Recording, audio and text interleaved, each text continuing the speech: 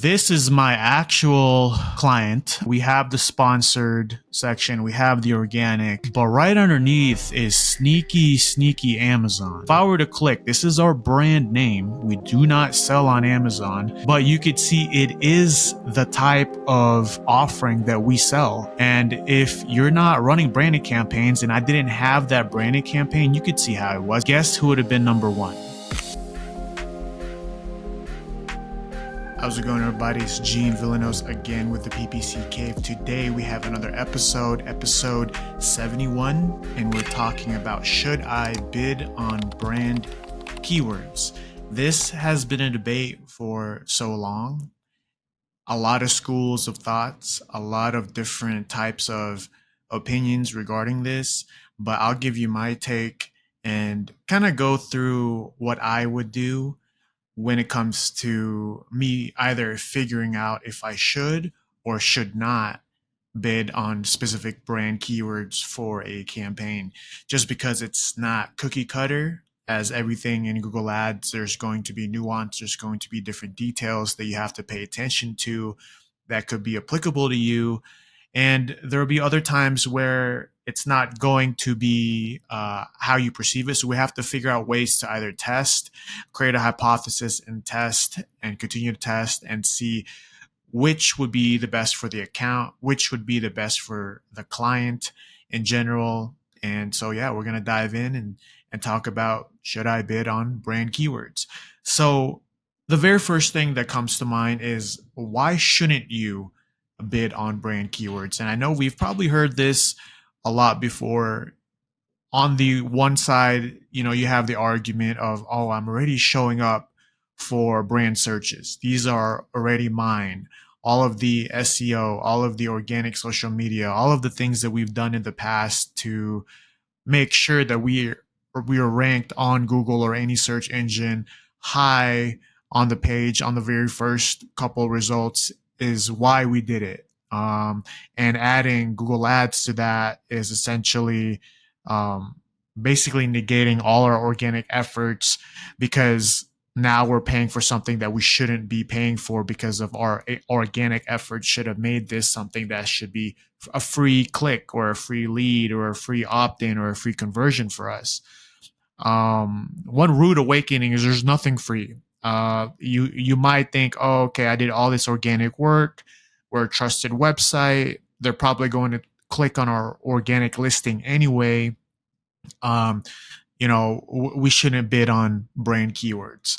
It's going to be a lot of different things here where I explain essentially maybe like devil's advocate of what could go wrong despite of our thinking of why we shouldn't bid on brand keywords. And I think it's becoming apparent that even though I do have a few select clients that I don't do any brand keyword campaigns for, a dedicated brand keyword campaign, as in like a manual search campaign that I'm manually assigning bids to, or it could be an automated bid strategy. Just regarding a brand campaign is very, very, very few and far between accounts that don't need that, just because there's a lot of competition when it comes to Google or in general just search. So you'll be kind of seeing here in the early talk of this episode where I stand when it comes to should I bid on brand keywords, but it really does depend. So don't let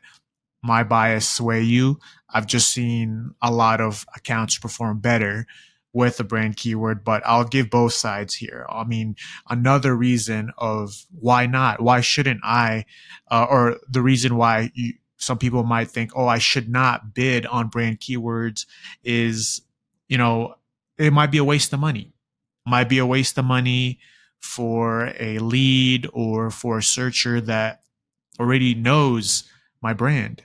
I could use that money and put it towards a new campaign that's not branded and, get more new quote unquote customers to come into the funnel instead of just targeting people that already have heard of my brand. There's, maybe opportunity costs there where instead of using or appropriating a budget for brand campaign, I could appropriate it or assign it to another campaign where no one's heard of me before, and that's what we want as marketers, and advertisers. But there are a lot of rebuttal to why someone should bid on brand keywords. And I think it's just really important to know both of the sides. So I've kind of explained why not, or why I shouldn't bid on brand keywords. One reasoning might be I'm already paying for organic process, either through me hiring an SEO or social media. Those organic efforts shouldn't be mixed with paid efforts. But in general, we understand that all advertising and marketing should mesh together. We shouldn't see it as just, oh, paid should be doing this or organic should be doing this. Regardless if you're trusted, regardless if you're a credible website, I'll be able to explain to you why I believe that it is, for the most part, a good idea to either bid on brand keywords or even test and make sure you define what is success with a branded campaign versus what's not. So another reason why you shouldn't bid on a brand keyword, or why people think that they should not bid on a brand keyword, is it could be a waste of money. There's opportunity cost to bring in new searchers. Instead, that's going to a branded campaign. These thoughts and these reasonings, I think, are valid, and there are going to be a couple of ways where I explain how I would go about with the process of figuring, should I essentially bid on brand keywords. One reason why you should bid on brand keywords is to control the branding on search. There are only a few levers that you could pull and push for organic. And we all know that organic searches take a really long time to populate up on Google Ads. With a organic search, you can't go between and change the landing page or change the messaging. If you have a summer or fall or whatever temporary sale, it's way easier to just run ads on your brand and say, hey, I have XYZ sale coming for summer, for the summertime or for the winter time, than it is to, have an organic page rank. And that's essentially, you saying I have a winter or summer sale. It's way easier to control the voice, the branding, and your messaging through paid than it is organic. You can't test landing pages or messaging. So I think that's really, really important. And I also believe that Google's continually pushing organic results further and further down below the fold. As we've seen in the last couple of years, or just through Google Ads' existence, the reason why Google Ads works, or the reason why people put so much money into Google Ads, is just because of, one, the relevancy of matching searcher to advertiser. And also, it's a great advertising platform where you're not paying for a click on a billboard. Or some type of radio or TV show that you have no measurement or no idea who's actually being reached by your ad. You're only paying when someone clicks it, and you could be as targeted as you can with the data that you have. So I think that's one good reason. Another good reason is you get really high real estate above the fold when you run a product listing ad or shopping ad, or even Performance Max. Obviously, that's part of shopping, or even search. It's always above the organic results. So like I said, one good reason is if you're running a brand campaign, is you'll always be above those organic searches, just because that Google Ads is going to prioritize advertisers or organizations that are paying Google to show up. That's just how it is. And the trend of the years recent is that organic searches will continue to get pushed down and pushed down and pushed down. So I think that's definitely a benefit to running a branded campaign. And so jumping back into maybe an example here, Say you have a website and brand and you sell dog food and your name is Snoopy Dog Food. That's your URL, snoopydogfood.com. That's your brand name, everything. Hopefully there is no Snoopy Dog Food. I apologize. Please don't come after us for any trademark clauses. But this is just a example of how Google would work if you were to create a brand campaign versus essentially taking out the word Snoopy and creating an account level negative. If you have Snoopy Dog Food and someone searches for benefits of Snoopy Dog Food, the query benefits of Snoopy Dog Food doesn't mean you have it in the bag. It doesn't also mean that they've heard of your name before. It's when I see Snoopy Dog Food or benefits of Snoopy Dog Food, I think that query means someone is trying to do research. They're probably high funnel. They've probably gone between all the dog foods that are popular, so they're still researching, and they might not really know the benefits of your dog food compared to a competitor. So if you were to create a phrase or a broad match negative on Snoopy dog food, you're really shooting yourself in the foot because one, an account level negative is not going to allow you to show up for benefits of Snoopy dog food. So that in itself, I think, shoots holes through the argument of I only want to target new searchers, new traffic.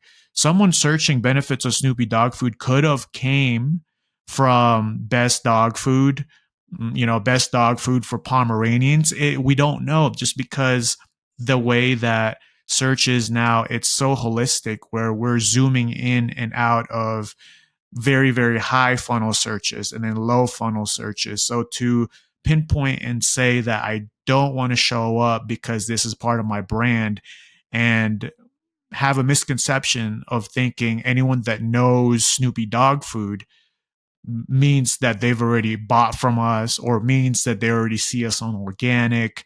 That's a really dangerous and slippery slope to assume, because you're going to miss out on so many long tailed queries that could be a perfect match for your offering. If you took out Snoopy dog food as an account level negative, you might even lose, Snoopy dog food versus Woodstock dog food, and that's your number two competitor. And maybe that's still in the research phase, but it's really important for us to understand that there are going to be long tail keywords that are taken out that might be new to your brand, that have no familiarity with your brand, that has never purchased from you, just because you think that every context that's going to have your brand in it means that it's going to be someone that's already purchased before or should be picked up by organic. So all these misconceptions could essentially hurt you and your ad performance and, down the road your sales, just because we can't assume these things, because like I said, search is just so fluid here in 2025. One thing that I also want to bring up is it could be actually cheaper for you to run a dedicated search campaign where it's manual search campaign, is just your brand, and you have dedicated landing pages, search keywords that match those landing pages, search terms that match those search keywords, only for brand, and really be on top of manual CPCs, making sure we're not overbidding for something that's our brand. It might be cheaper to do that than somehow a brand campaign or a brand keyword might slip between the cracks for a generic search campaign that you're running. So for example, if you have a generic search campaign for Snoopy dog food, say you only do you do food, or you create dog food for Pomeranians, a specific type of breed of dog, it might just be cheaper for you to run the brand campaign instead of letting search terms file in a generic search campaign, or search terms file into a generic search campaign, or high funnel search campaign. And if you didn't exclude it, you know, and also didn't have a brand campaign, you still might show up. But now you're paying, I don't know, $2 per click for a generic dog food uh, search query. Instead, you could have just created a brand campaign and been paying maybe 25 cents, because the quality score would be higher for something that's dedicated brand campaign than just a random, generic high funnel search campaign. Granted, this isn't a strategy for everybody, but it's something to think about. We understand that quality score is going to reduce average cost per click. That's in the Google Ads Bible, right? If you have a better quality score, usually that means that your search keywords are in line with your landing page and your messaging and your offering. So all of that is relevant, and Google benefits, or Google provides a higher ranking in search when it comes to people that are very relevant to a specific niche, drill down offering. But when we're more broad, we're more high funnel, there's going to be all sorts of different search keywords and search terms that come into play.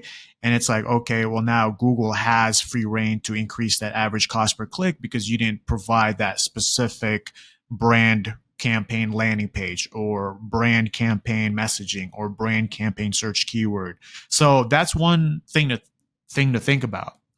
If you're letting branded keywords slide into your search campaign that's generic, and you're saying, no, no, no, I don't want to run brand search campaigns, branded campaigns, I don't want any of that, but you're not excluding it, what are you really achieving there? You're just basically spending more money and not really making those account level negatives work for you, just because you're still letting it file in through your generic search campaign. So it's just really important to understand what we're dealing with here, and really important that we have the full view of what could and could not happen, and how Google actually will react to you creating either a branded campaign, or you go ahead and excluding that branded search keyword or your brand name in your Google Ads account.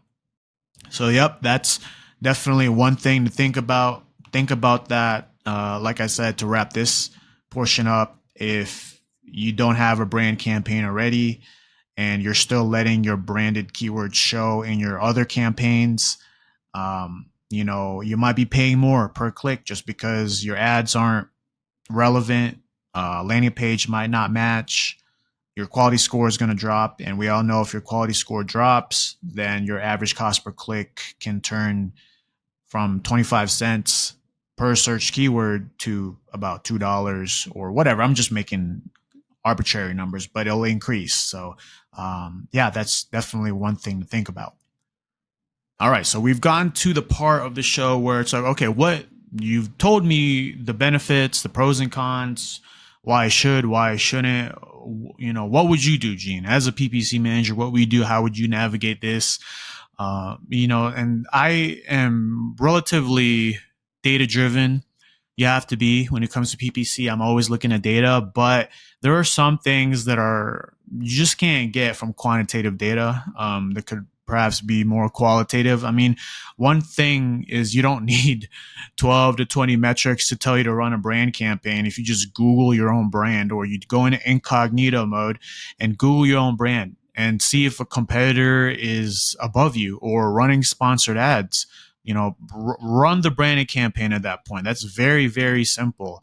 I think that's a no-brainer. And I actually want to just show y'all what you could do here. And this is for a specific client. I'm not going to really shout out the client, but you could see, I'll share my screen real quick. All right. So this is my actual client. You can see this is me in incognito mode. I typed in their brand. As you can see, I don't need to tell you what brand this is, but you can see right here, we have the sponsored section, we have the organic, but right underneath is sneaky Amazon. And we don't even sell on Amazon, but you could see if you're on YouTube video or Spotify video or YouTube, you can see what's going on here. If I were to click, this is our brand name. We do not sell on Amazon. And you could see here, there's no Amazon for or Amazon account for this specific client, but you could see it is the type of offering that we sell.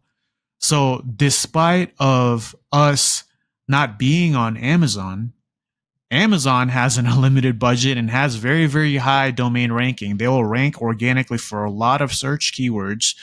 And if you're not running branded campaigns, and I didn't have that branded campaign, you could see how it was. If I didn't have these two right here, guess who would have been number one?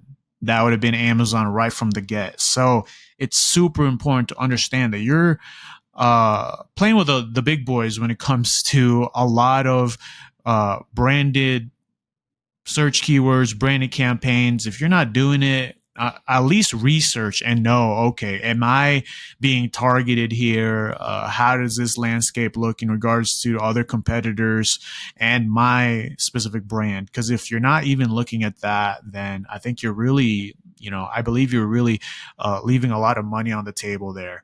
So that's definitely one thing to look at and one thing to examine. Who is bidding or running ads or even high on the organic search engine, results page next to me? Because it could be Amazon or it could be a big hitter and you might be losing business to them for sure. And another thought that we should definitely keep in mind is, if your customer sees just your organic link when they search you and it's just one link, you don't have any, you don't have anything other than just a link, that's definitely a missed opportunity because you're going to have advertisers that, have a full site map, all these different sales, all these different images, photos, rich content above you, and all you have is your organic measly little link, then they're not going to click because you don't have any real estate, you don't have any credibility. You're not telling the searcher, hey, click me. You're basically telling the searcher that the organization above you that's actually spending budget on ads, click them just because their content is way more rich. They have more images, they have more links. So I think that's super important to also understand that, if what I would do is make sure, that your organic result isn't just a link. They have more than just a link. You have everything filled out. Google My Business profile, any of your Google reviews, all those things to enrich the data that you're being provided as someone searches on Google. So again, if you ask me what would I do, those are the first two things that I would definitely look at. But nothing beats a data-driven approach, and I think being data driven is a great characteristic of anyone that is doing PPC. This is the first time that we are debuting this, but I would like to organically put this into this segment just because I use this and I do this.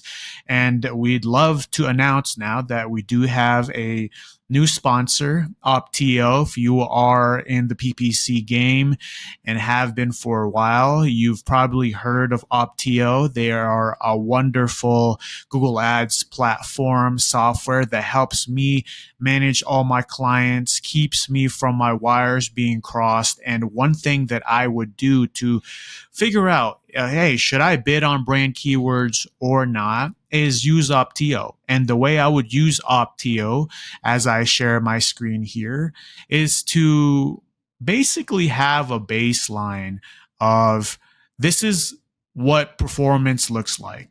Right. This is what performance looks like, and this is how it's going to basically be impacted if there's any deviation from what we consider good, a good goal for return on ad spend or a good goal for cost per conversion.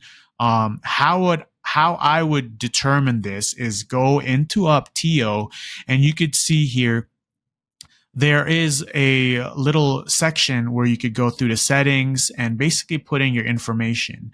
And the good news about our new sponsor, Opteo, is that if you go to opteo.com/the PPC Cave, they usually just do a 14-day trial, but they're doubling that for any of our listeners out there, from a 14-day trial to a 28-day trial. So you'll be able to use this software and see if it works for you. At least give it a chance. And you could just go through. I'll put the link in the description, opteo.com/the PPC Cave. And you could just go through and tell them that you listen to the PPC Cave, and they'll up your trial from 14 days to 28. That's a pretty sweet deal. So how I would use them to decipher, okay, maybe I should bid on brand keywords or not. Run the brand keyword campaign and figure out what your baseline monthly budget is. You could input all this in Opteo, understand, okay, what are we trying to optimize for performance, return on ad spend, or cost per acquisition, put in your conversion action goals, and then your performance goals. This is the big one. Understand, okay, with a branded campaign, the last month, the last 3 or 4 months, 6 months, whatever it may be, our primary goal is to get X amount of conversions or X amount of conversion value. I usually do the goal cycle as monthly. And then you could even update the secondary goal right there. And then give it time, turn off the branded keyword campaign, and see how the performance either dips or continues on to be what you would want in your campaign. And one way that you could see right here, they can actually send you, if you have Slack, or I just do it through email sometimes, they'll be like, okay, this is the conversion targets that you have that you input in through the settings, and you're on target. Or it'll say, oh, Gene, you really messed up this month. Your conversion value is too low. It's dipped, So I think this is a good and easy digestible way for not only PPC managers to digest the data of why they should bid on brand keywords, but also easy enough to explain through a report to send off to an actual client. And this is how the performance tab looks like. You could do like, okay, the last 30 days, we've turned off branded keywords, or, excluded branded keywords, excluded branded campaigns. This is how we look. We could look at the costs. We could look at the conversion value. And I know you could do this all in Google Ads, but there's just something to be said when you have all of this data that's a little bit more user friendly, different visual package, just because we do get Google Ads fatigue when we're looking at the same metrics on Google Ads, and it's so tiny, and sometimes you have to extend the columns. But here, it's so easily digestible to be able to look, okay, well, we're running branded campaigns from, let's just say, 21st of May to 19th of May. This is how the impressions looks versus 20th of June to the 19th of July. Here's the percentage change. Well, you could definitely see off the bat how it looks for cost per conversion, conversion value, conversion rate. All I do is see, if I see red, then I'm like, okay, maybe we got to turn branded campaigns back on. So I did want to share that with y'all. Again, Opteo is our new sponsor. Shout out to Opteo. You could go to opteo.com/the PPC Cave and use their tool for free for 28 days. So wrapping up, should I bid on brand keywords?